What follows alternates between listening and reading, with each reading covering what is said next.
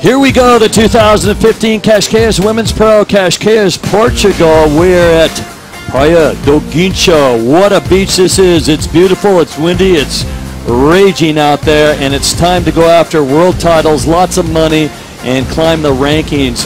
Don't look back. Quarterfinal heat number 2 on tap. It's Tatiana Weston-Webb, and she will take on Malia Manuel.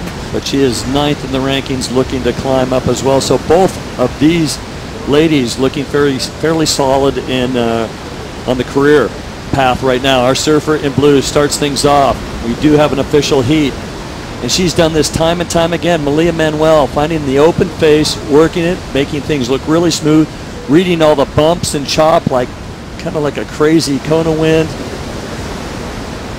handling it real well to the inside. It really stands up. There's that nice hit, and I don't know if she was trying for a reverse there, but she overcooked it. She needed to slide out of that maneuver. You could see the timing maybe a little bit off on that one from Malia, but she still has that graceful surfing that got her big scores in the previous round against Bianca Buitendach. So she just got to replicate that performance, not get too phased or flustered by anything that's going on. As we have another look at this wave, she drops in a nice wall in front of her. You see how she's just getting back to where that white water is. That's called the power source on a wave, and that's what gives you that projection forward.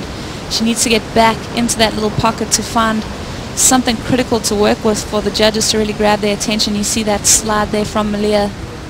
And then this move, unfortunately, not able to pull that off. I think it would have been a pretty decent score for Malia had she ridden out of that move.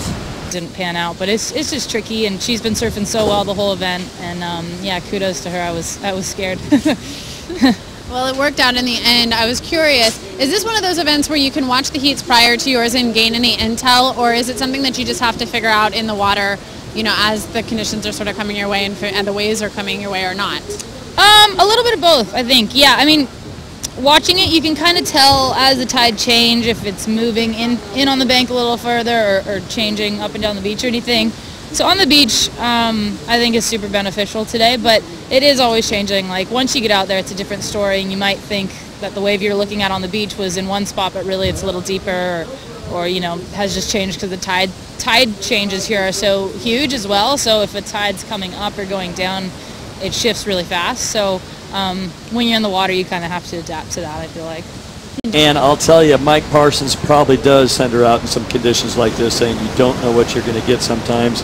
And you know what? If you've got a sparring partner that has no problem, you better go out there and train. Here we go. We did see a wave of Tatiana Weston-Webb. It came in at a 5-0. Yeah, this was a good ride from Tatiana. I like the way that she kind of took this wave and really decided what she wanted to do with it, and saw opportunity where it came. She does that rebound off the white water. I think the judges would have liked that quick reaction to how the wave was breaking. We are back, and it's women's quarterfinals heat number 2, one wave apiece. Tatiana Weston-Webb a 5.0, Malia Manuel a 4.50. As we take a look at wave number 2, Malia using priority here. And it was an unusual start to the heat. Not sure if they heard the horn, but they waited for about 5.5, 6 minutes to the inside. Very smooth, just not a lot of mistakes. And Malia connecting the dots. Will she have any more? Finishes that one off to the inside. One thing about coming to the inside, there's a better chance they can hear the scores, and I guarantee Nuno and the other judges, when they're into the inside, they give them as much information as possible. They might be able to hear the speakers there, but the minute they duck underneath, it gets a little sketchy, because slow motion really will influence your, oh, look how nice that looks. Look how pretty that shot is. No. We're going to take a look at our surfer in blue, and this will be a replay. This is the second wave from Malia Manuel. You can just see from this angle that that top third of the wave is the only thing that's broken. Now you see it starting to kind of get a little bit more critical, and that's where she finds a lot of speed in that bit of pocket. This whitewater climb was pretty impressive, if you ask me. I mean, just able to really overcome all of the bobbles and kind of frothy bits on that wave. Well, she was down by half a point. She started with a 4.5, Tatiana with a 5. Now she has a 3.33 on that wave. A lot of energy. She probably hoped for a lot more, but she is in the lead right now. For Tatiana Weston-Webb, if she knows, she needs a 2.83, which is, you would think, a simple score, but sometimes they're the hardest to get. Regular surfing did, but they have footage. I looked at it last night. 12 surf riders riding waves on what looked like to be Elias. That is a long time ago. As we take a look, so the history of Portuguese surfing dates way back as we watch. Tatiana Weston-Webb using her priority. Her second wave needs just a 2.83. She's picked off one very similar, but there's a juicy move underneath the lip. And she switches now from her backhand to her forehand. Okay, that wasn't perfect at the end, but she got one. She unleashed one great move. She redeemed herself completely. I mean, that takeoff was a little bit shaky, but just managing to readjust her feet, coasting through those couple of sections. I know we're going to have a look at the replay, but that turn was really outstanding. You can see her just kind of reconnecting her feet to the board. This is where she kind of coasts along. She gets that little bit of a slip up there, unable to engage that rail on the face of the wave, but here she just really lets out all that aggression. A plume of spray going into the air, whitewater climb snapping up, and then just that was all that the wave allowed for Tatiana Weston-Webb. Well, they're just looking at each wave individually and putting a number to it. As you see, this would be what the judges are looking at.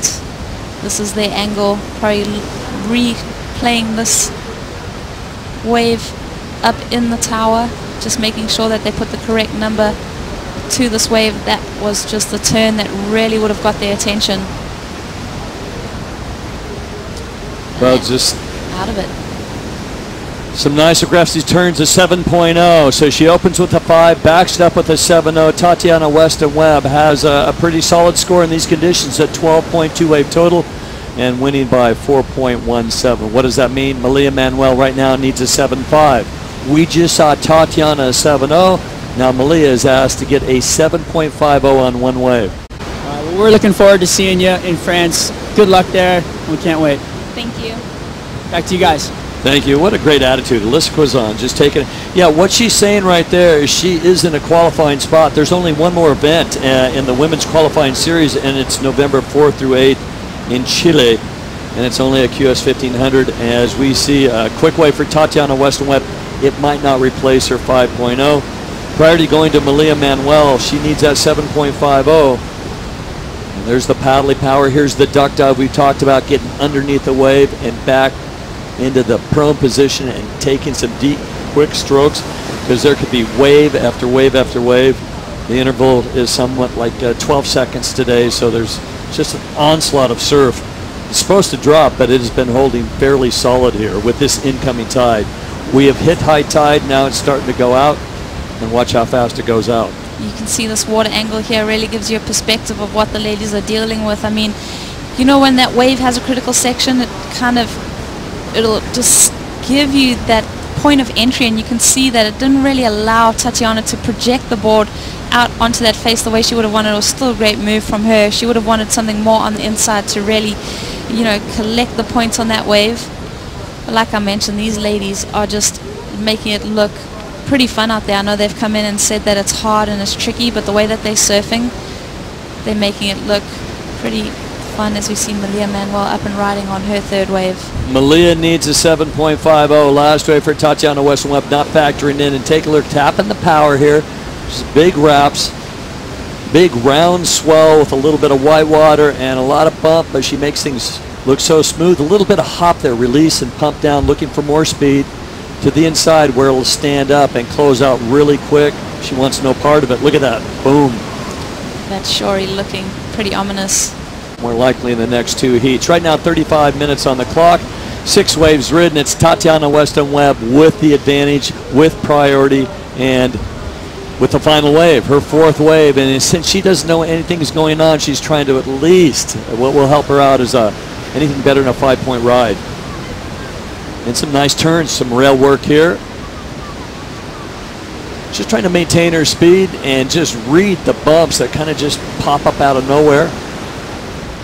Pump and release to maintain speed to make this inside short break on her forehand. There's Toddy. And then explosion onto the beach, rides right up on the beach like a skimboarder. That's how you end the heat. That was impressive surfing from Tatiana Weston-Webb. I have to say, the way that she maneuvered through that flat section was so impressive, generating that speed. I mean, really get your notebook out and see how she did that, because that's how you want to do it. Maintain your speed. You can see there's still a bit of confusion on the beach as to what's going on in the heat.